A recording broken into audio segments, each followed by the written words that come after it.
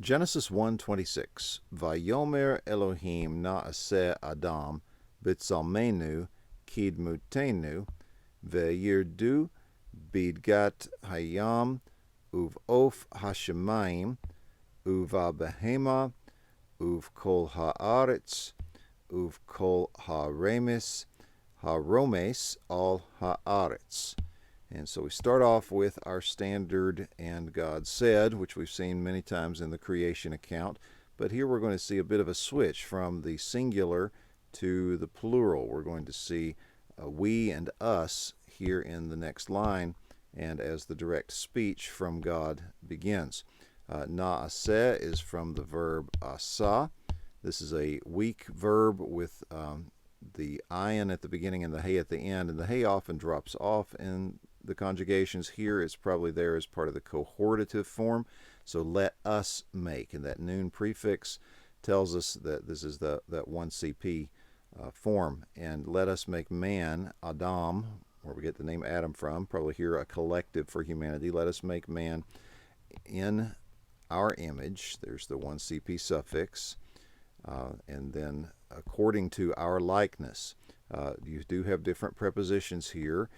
In and according to. Some would argue you could even translate this in as our image, or to be our image here, and then you've got the likeness language here. Some think these are basically synonyms. Some see image as a visible representation, and likeness is just pointing to the ways in which this image is similar to the source, which is Elohim.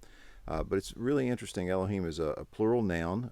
If we don't have anything else to go on, it looks plural. If it has a plural verb, it's obviously plural. It's gods. But here a singular verb. This is God, singular. But then the plural language of the first person being used here. There's all kinds of things thrown out there about this, but perhaps it's best just to say this is sort of a divine self-deliberation that is sort of hinting at there is both a single aspect to the nature of Elohim, but there's also something more than meets the eye. There's some plurality being hinted at here as well.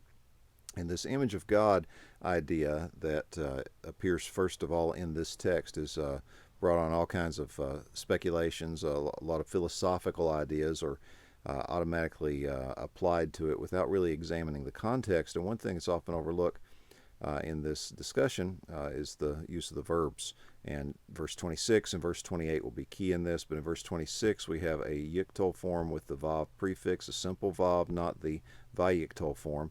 And this, after this previous line, is going to indicate a purpose, so that they will. It's a third masculine plural of radah, so that they may rule over the fish of the sea, and over the bird or the winged thing of the heavens, and over the livestock, and over all the earth, and over every, instead of all, every makes more sense here, each or every of the creepers which creep upon the earth. And notice the definite article on this root twice here, the creepers that creep.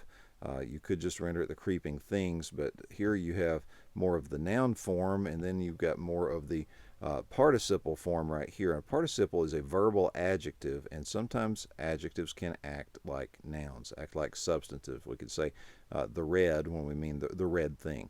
Here it's the creeping, and here it's the idea of the creeping thing that creeps upon the earth.